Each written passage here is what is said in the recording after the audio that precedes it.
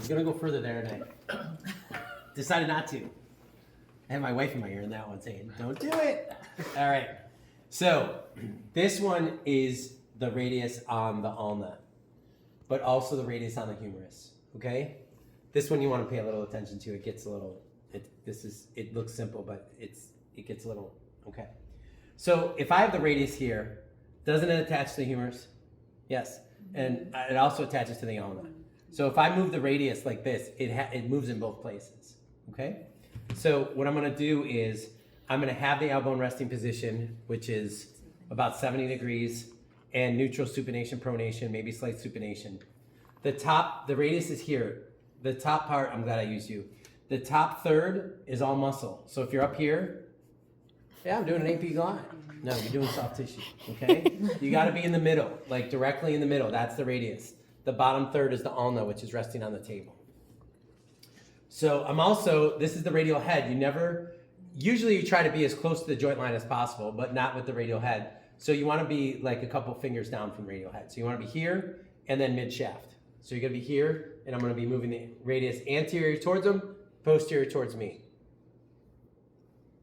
Anterior at the radial-humeral joint, that is for flexion.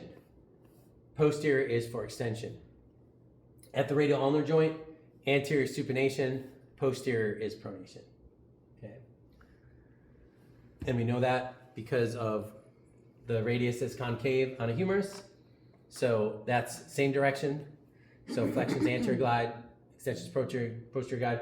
Pronation is convex. So the radial head is convex on the ulna. So pronation is an anterior motion, so posterior glide for pronation. Okay? So I'm going to move it just in this direction. Okay, that's my AP glide. Just like this. Okay. Now don't forget, we've already done initial observation, a structural exam, history, active, passive, resistive, palpation, neuro, joint mobilities towards the end. So I already know if he's got a limitation in flexion or extension or in supination and pronation. Okay? Supination and pronation. So I already know. So let's say he had limitation in flexion. I'm going to really be paying attention with anterior glide here. Nope, that feels normal. Okay, his flexion is something else. Okay, it's some other limiting factor. Okay? Or, okay, that feels squishy. Okay, he's got swelling in the joint. You got a fusion in your joint here. So I'm going to oscillate this, which is going to help circulate the fluid and get the fluid a little bit less syrupy because it's kind of thick right now. So that's going to get the fluid moving around. You're going to feel less stiffness, and then we're going to do a lot of 50% exercise like this. Okay? Or, yeah, the capsule's tight. You feel that versus the other side. Okay? So again, we're checking the other side. I'm pushing grade 4, 10-second holds. Right? What also can limit elbow flexion would be tricep guarding. So if it was tricep guarding, I'd be doing a lot of tricep extension actively to try to get this relaxed. First, I'd be doing soft tissue of the triceps, and then I would be doing exercise. So again, you treat what you find, and that's why we're doing all these, okay? So that's anterior glide, posterior glide. Now, let's say that I want to do a mobilization to help flexion at end range, to help with his limitation. What I can do is I can just bring him into more flexion. So if that's all the way, he can't go, so he can go more than that. I'm just pretending he's stuck. Let's say he's stuck there. I back off a little bit and I'll do my anterior glide near the limitation.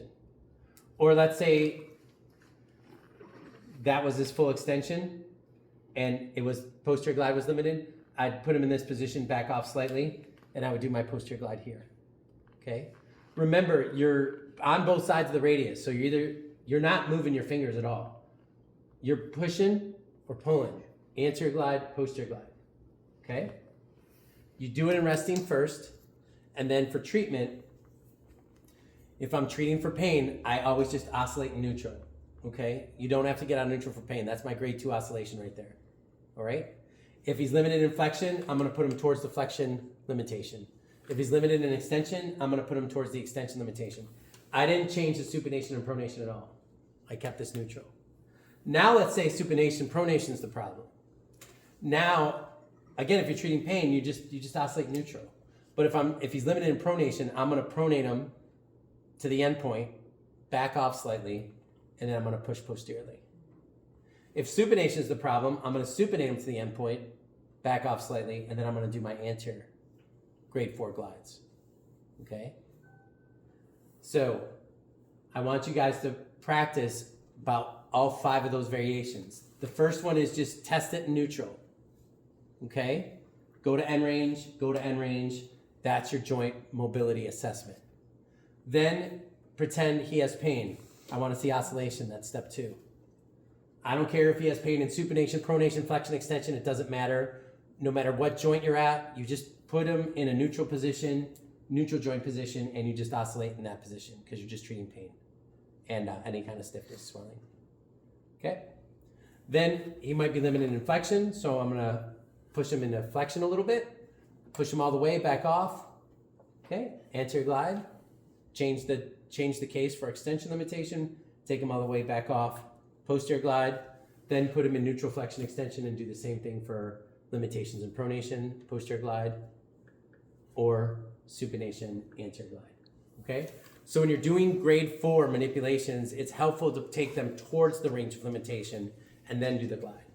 That's a big secret, big trick. It's not a secret, it's just an advanced practice skill. All right, so you got about 4 or 5